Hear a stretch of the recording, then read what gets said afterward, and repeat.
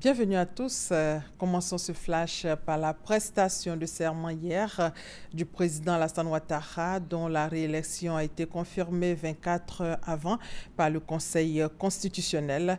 Le président sénégalais Macky Sall, par ailleurs président en exercice de la Communauté économique des États de l'Afrique de l'Ouest, la CEDEAO, et son homologue béninois Thomas Boni Yayi, le corps diplomatique ainsi que la majorité des candidats à l'élection présidentielle étaient présents.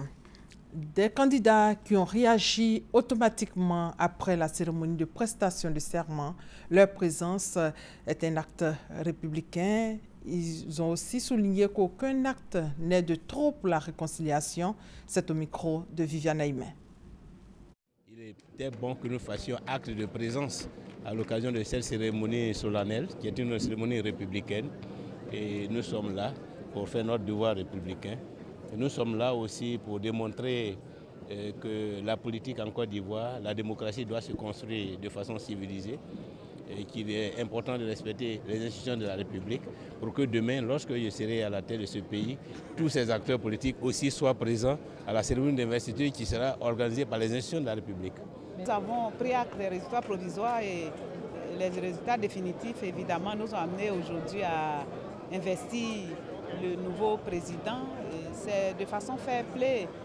Il faut savoir être bon perdant et bon gagnant. Nous sommes venus donc accompagner la paix en Côte d'Ivoire. On attendait ça pour que la Côte d'Ivoire puisse être sur les rails. Et le président de la République a donné de grandes dimensions du développement. C'est le plus important. Et il faut gagner en temps parce que les Ivoiriens attendent ce projet pour que le développement puisse être plus accompli. C'est une très grande fierté pour moi. Nous sommes dans la logique de notre attitude politique.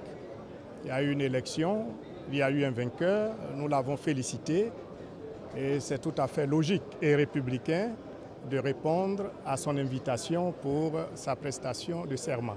Eh bien, cela s'est très bien passé et je peux exprimer toute ma satisfaction étant donné que le président de la République a dit qu'il renforcerait le processus de réconciliation et vous savez que c'est cette réconciliation qui explique ma présence sur le terrain politique.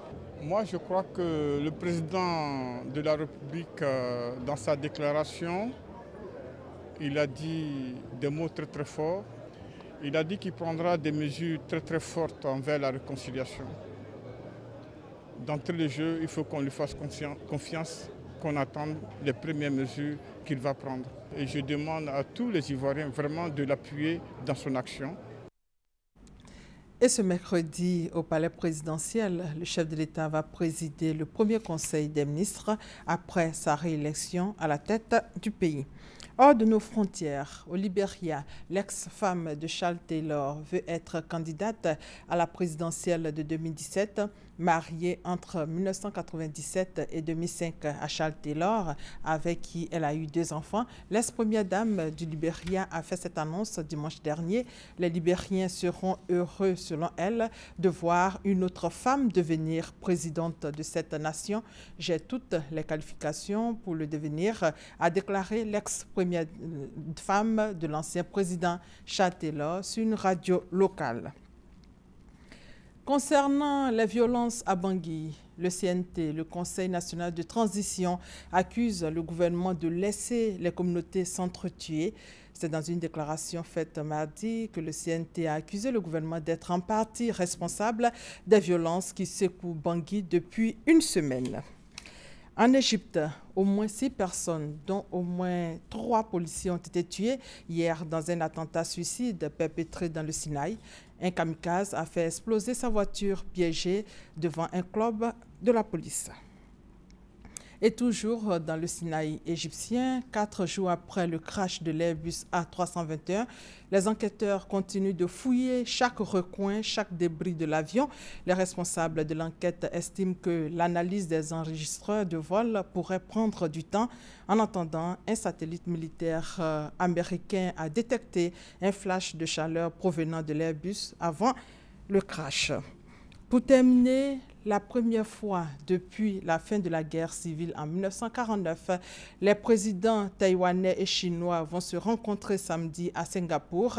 Au cœur de ce sommet historique, les relations autour du détroit de Formose qui sépare les deux pays. Et c'est la fin de ce flash. On se retrouve à 13h. Merci de votre fidélité.